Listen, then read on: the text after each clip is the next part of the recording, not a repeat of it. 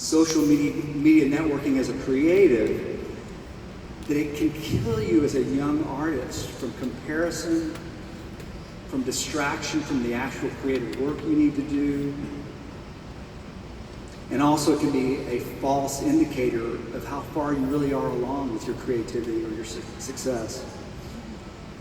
And then the biggest one for me is spiritually. I feel like networking contradicts the very nature of our Creator within us. His identity is centered on love, giving generously and sacrificially, not on taking and using. So I believe when you're talking about success, the place that you want to look, first off, is what did Christ say about success? What does the Bible say about success? I think that's where the greatest wisdom is, and that's where we need to focus. And the Bible talks about this great, intense meeting with this stage mom and her two wannabe rock star sons, right? James and John. She comes along, she brings her sons to Christ. She kind of makes Christian look like a beginner, right? She brings them in, she says, I want my sons to be on your right and your left, at the head of your kingdom. Christ is taken aback. He can't quite believe what she said. But then his response is, without mincing words, he says, whoever wants to be great, whoever wants to be a leader, must become a servant. So networking is not where you find success. I believe serving is where you find success. Serving is not only the pathway to success, but that is success.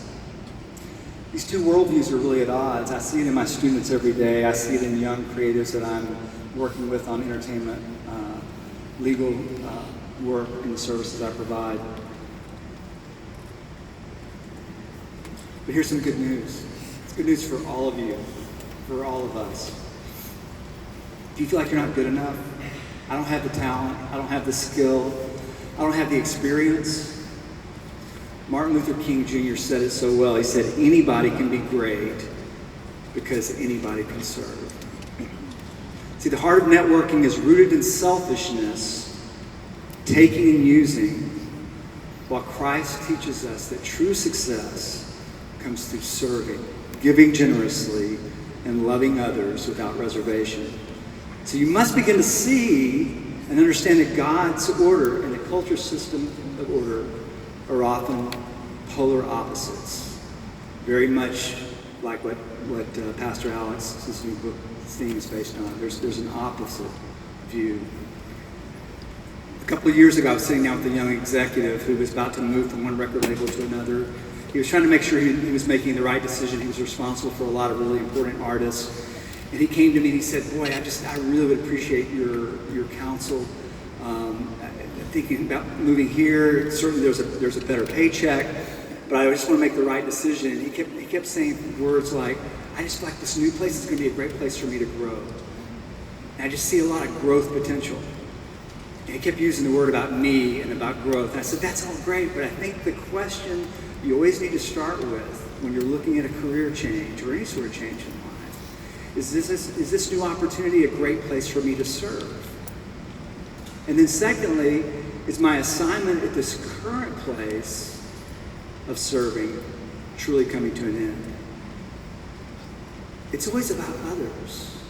It's not about us.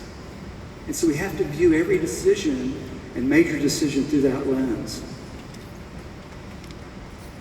So I want to give you just 5 little kind of takeaways about serving. Just a few examples. I could give you many, but just a few I think that hopefully will apply. Some of these will apply to you today. Number 1, serving erases the fear of failure. I teach young artists, and I've taught this for years, that the way to overcome stage fright and the fear of bombing at a show is to see your audience and the platform you're on as a place to serve others. It's not about a place where you're coming to get your identity met and your needs fulfilled. It's about stepping out there. God's given you gifts of songs, a voice, things to say, empathy, encouragement. He's put you in a place to give and to serve that audience. It's not about a place for you to receive applause. So you step on the stage with that sort of view and that sort of heart. The stage becomes a place of love, not a place of fear with the risk of failure.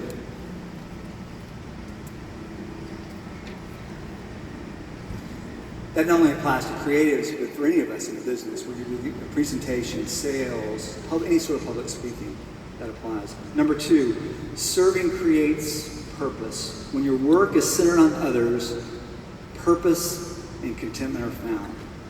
A few years ago, when my son, Harrison, got his driver's license, he turned 16, I handed down to him a very old Range Rover that we still have. It's 1989, and we affectionately call it the Beast. Well, the Beast gets about 8 miles to the gallon in terms of gas. So Harrison's got to figure out how he's going to pay for that to keep the Beast running. So he starts thinking about his first job, and we start talking about different job opportunities. I said, well, what about, some of your friends at Chick-fil-A? Wait, no, Dad, that would be so boring.